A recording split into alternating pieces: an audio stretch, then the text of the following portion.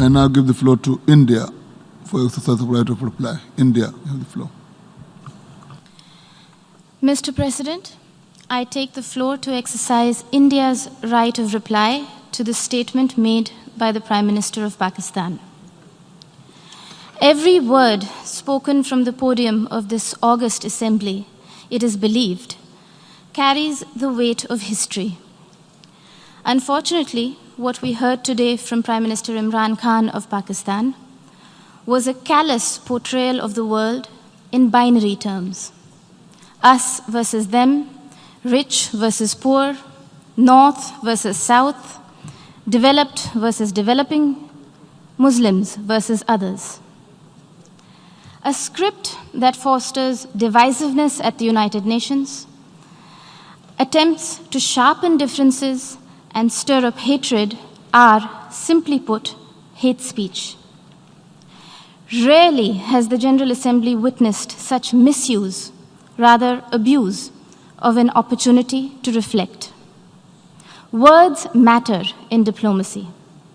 The invocation of phrases such as pogrom, bloodbath, racial superiority, pick up the gun, and fight to the end reflect a medieval mindset and not a 21st century vision. Prime Minister Imran Khan's threat of unleashing nuclear devastation qualifies as brinksmanship, not statesmanship. Even coming from the leader of a country that has monopolized the entire value chain of the industry of terrorism, Prime Minister Khan's justification of terrorism was brazen and incendiary. For someone who was once a cricketer and believed in the gentleman's game, today's speech bordered on crudeness of a variety reminiscent of the guns of Dara Adam Khel.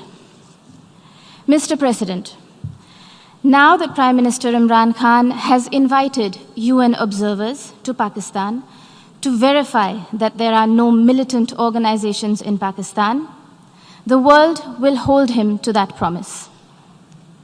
Here are a few questions that Pakistan can respond to as a precursor to the proposed verification.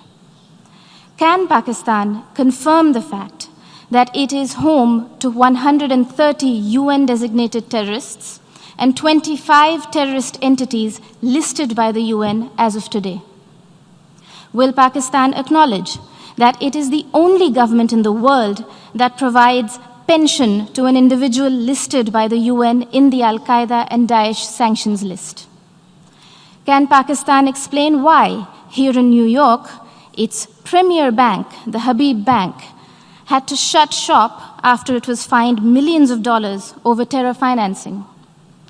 Will Pakistan deny that the Financial Action Task Force has put the country on notice for its violations of more than 20 of the 27 key parameters? And finally, would Prime Minister Khan deny to the city of New York that he was an open defender of Osama bin Laden? Mr. President, having mainstreamed terrorism and hate speech, Pakistan is trying to play its wild card as the newfound champion of human rights. This is a country that has shrunk the size of its minority community from 23% in 1947 to 3% today, and has subjected Christians, Sikhs, Ahmadiyas, Hindus, Shias, Pashtuns, Sindhis, and Balochis to draconian blasphemy laws, systemic persecution, and blatant abuse and forced conversions. Their newfound fascination for preaching human rights is akin to trophy hunting of the endangered mountain goat, the markhor. Pogroms, Prime Minister Imran Khan Niazi, are not a phenomenon of today's vibrant democracies. We would request you to refresh your rather sketchy understanding of history. Do not forget the gruesome genocide perpetrated by Pakistan against its own people in 1971 and the role played by Lieutenant General A.A.K. Niazi. A sordid fact that the Honorable Prime Minister of Bangladesh reminded this Assembly about earlier this afternoon. Mr. President, Pakistan's virulent reaction to the removal of an outdated and temporary provision that was hindering development and integration of the Indian state of Jammu and Kashmir stems from the fact that those who thrive on conflict never welcome the ray of peace. While Pakistan has ventured to upstream terrorism and downstream hate speech there, India is going ahead with mainstreaming development in Jammu and Kashmir.